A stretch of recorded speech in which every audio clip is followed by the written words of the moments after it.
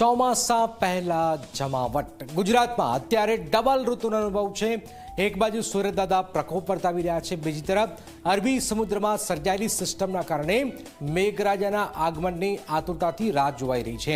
હવામાન વિભાગે આગામી 5 દિવસ સુધી રાજ્યમાં હળવા વરસાદની આગાહી કરી છે। બીજી તરફ નિષ્ણાત અંબાલાલ કાકાએ પણ જૂન મહિનામાં વરસાદી રાઉન્ડને લઈને મોટી આગાહી કરી છે। ક્યાં ફૂંકાશે તૂફાની પવન અને કેવો રહેશે વરસાદ, આવો જોઈએ, જાણીએ, સમજીએ।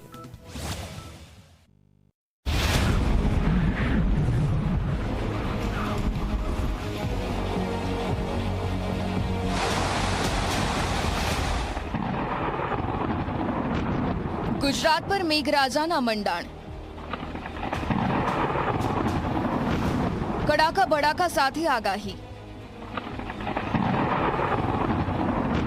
ચોમાસા પહેલા થશે જમાવટ, ખેડૂતોએ વાવણીની શરૂઆત કરી દીધી છે। હવે માત્ર વરસાદની રાહ છે।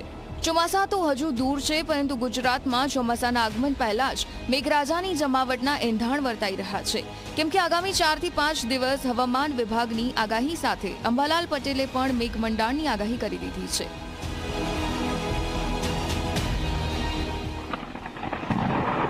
હવામાન વિભાગના જણાવ્યા અનુસાર આગામી 5 દિવસ સુધી રાજ્યના વાતાવરણમાં મોટો પલટો મળી શકે છે। સાયક્લોનિક સર્ક્યુલેશન સિસ્ટમ થવાને કારણે વીજળીના કડાકા ભડાકા સાથે હળવા વરસાદની શક્યતા છે। ખાસ કરીને સૌરાષ્ટ્ર અને કચ્છના વિસ્તારોમાં 40 થી 50 કિલોમીટર પ્રતિ કલાકની ઝડપે પવન ફૂંકાવાની આગાહી કરવામાં આવી છે। डे 2 से लेकर डे 4 तक के लिए जो थंडरस्टॉर्म की वार्निंग है उसमें जो विंड की स्पीड होगी गुजरात रीजन और साथ में सौराष्ट्र और कच्छ रीजन में 40 से 50 किलोमीटर के आसपास रहने का पूर्वानुमान है। और मैक्सिमम टेम्परेचर की बात करेंगे तो आने वाले 3 दिनों के लिए मैक्सिमम टेम्परेचर में ज़्यादा बदलाव नहीं होगा। उसके बाद 2 से 4 डिग्री की गिरावट का पूर्वानुमान है। બીજી તરફ હવામાન નિષ્ણાંત અંબાલાલ પટેલે પણ ચોમાસા પૂર્વેના વરસાદને લઈને મહત્વના સંકેતો આપ્યા છે।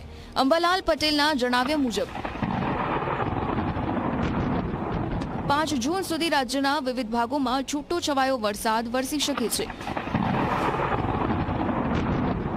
રોહિણી નક્ષત્રમાં વરસાદની શક્યતા સેવાઈ રહી છે અને જો રોહિણી ઉતરતા વરસાદ થાય તો તે વર્ષ માટે ખૂબ જ શુભ સંકેત માનવામાં આવે છે। જો કે અંબાલાલ પટેલે એમ પણ ઉમેર્યું કે વિધિવત ચોમાસા માટે હજુ રાહ જોવી પડશે।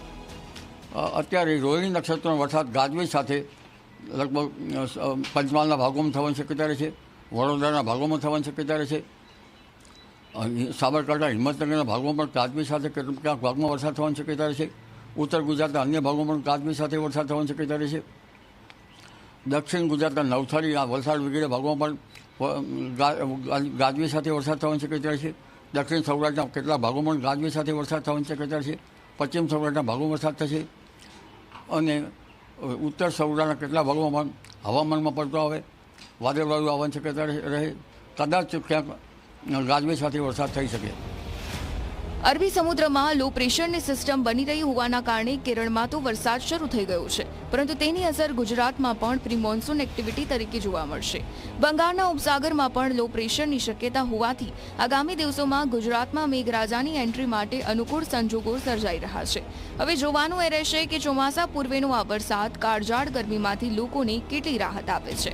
Bureau report, Zee media.